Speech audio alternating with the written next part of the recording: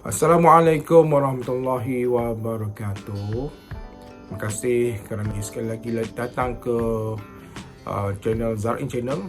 Kali ini saya cuba untuk berkongsi untuk menjelaskan sedikit berkenaan dengan sakit GERD lah. Jadi sesi kali ini lebih kepada tips kesihatan lah.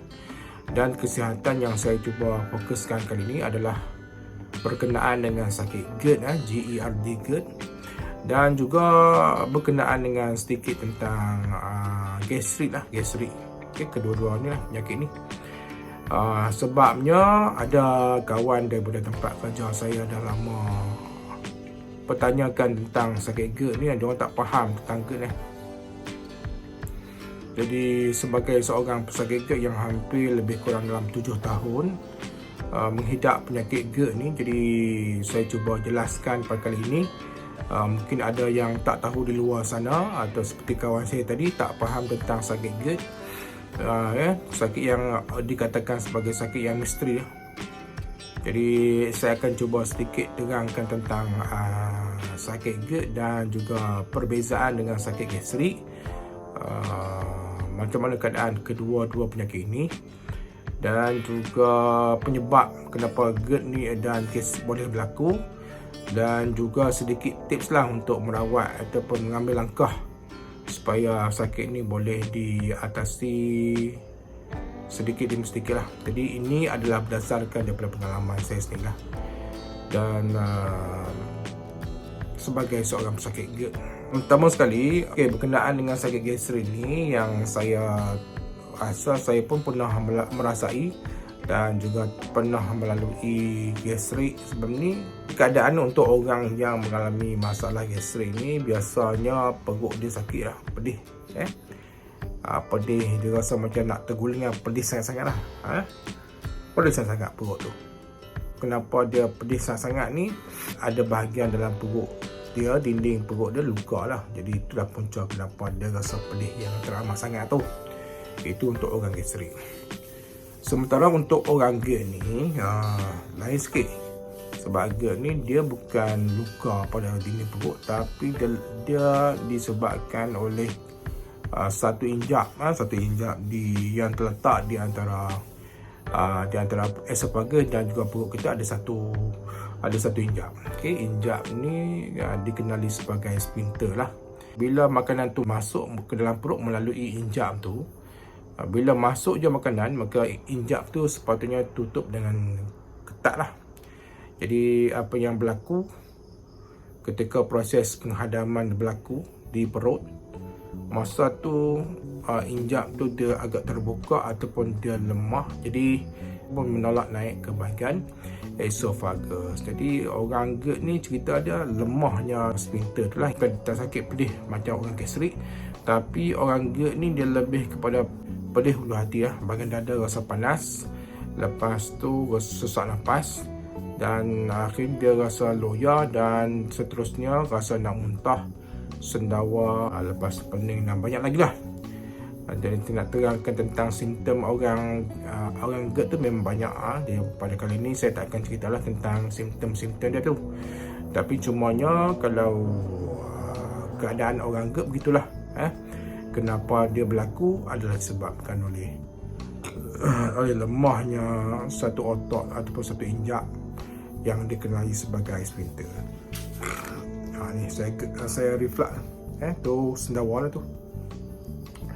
Okey, jadi itulah perbezaan di antara penyakit gastrik dan juga penyakit GERD. Dua keadaan yang berbeza. Itulah keadaan untuk orang sakit GERD dan juga keadaan untuk orang sakit gastrik. Jadi macam mana kita nak merawat ataupun nak mengatasi lah secara ringkasnya lah. Untuk saya nak sebut di sini, orang gastrik ni dia nak rawat dia mestilah kita pantang lah. Ataupun kedua-dua penyakit ni mesti, yang pertama mesti berpantang. Pantang pun makanan yang sama juga, itu makanan yang pedas, makanan yang berlemak, makanan yang berminyak, makanan yang sebegini ni memang kena stop dulu.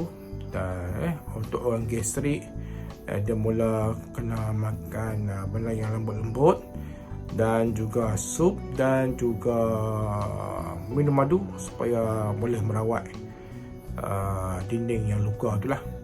Secara ringkasnya untuk orang gastrik, itulah rawatannya. Kalau dia ada masalah H. pylori itu, untuk orang yang ada kuman H. pylori itu, dia mesti makan antibiotik lah.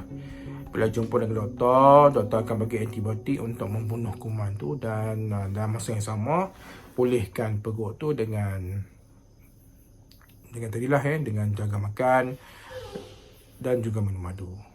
Okey, itu untuk orang gastrik. Untuk orang GERD ni pula, kita dia agak susah sikit sebab GERD ni dia dari segi penghadaman perut dia tu terpaksa dimodify sikit sebab dia masalah bukan dia masalah perut, tapi masalahnya adalah masalah injap. Kalau kita jumpa doktor akan cuba kurangkan asid dalam perut tu lah. Saya sendiri pun jumpa dengan doktor banyak lah. Dia dah bertahun-tahun jumpa dengan pakar. Dah makan ubat kapur tu, ubat blok asid, ubat kurangkan asid kan. Saya dah makan banyak dah, bertahun-tahun dah. Saya rasa dah cecah puluh ribu dah saya habis untuk makan ubat-ubatan tu. Tapi sekarang saya tak makan lah. Jadi kalau kata rawatan secara hospital, doktor akan bagi ubat-ubat yang boleh mengurangkan asid, stok asid untuk menguatkan kembali lah kita punya otot sphincter tu.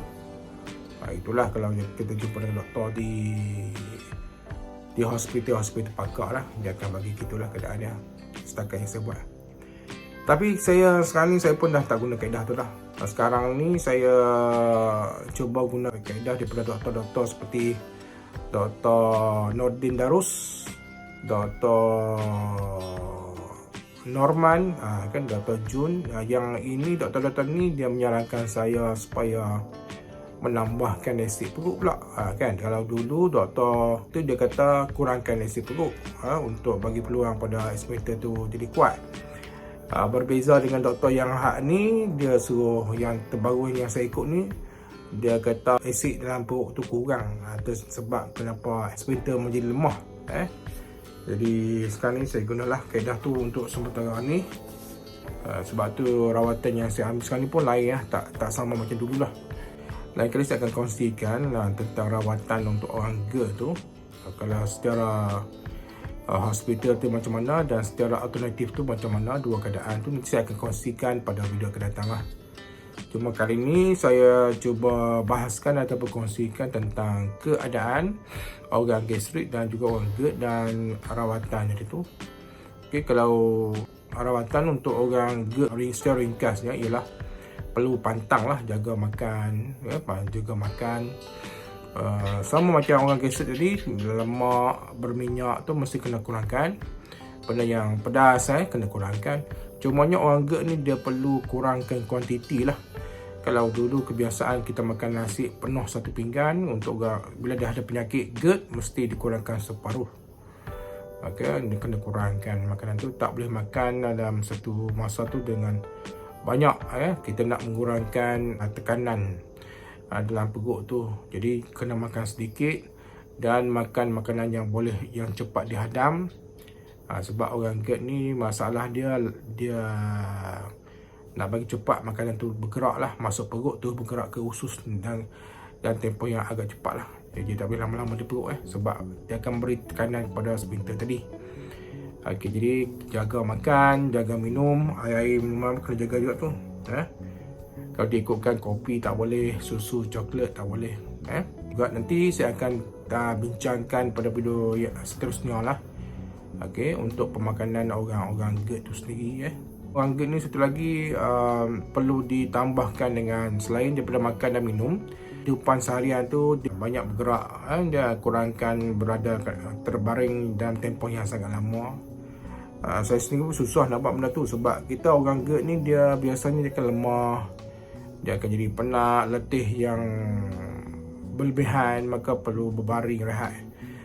Jadi bila kita biasa banyak baring tu, jadi dia tak bagus untuk perut lah. Jadi injap tu, dan kalian relax lah, tak boleh. Jadi menyebabkan asid tu boleh mengalir naik ke bahagian atas lah. Okay.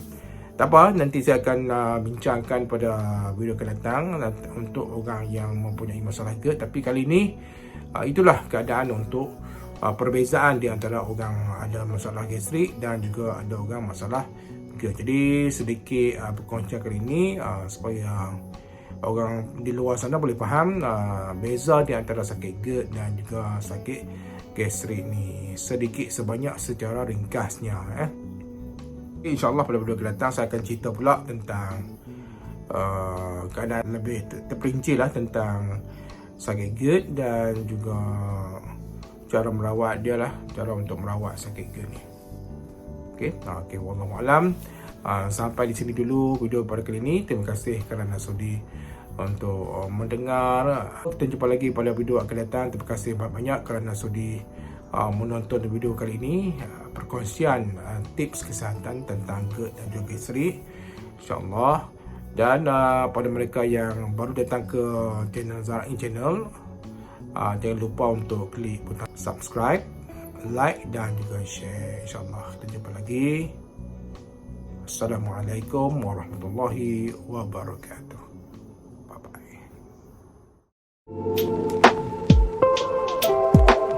bye.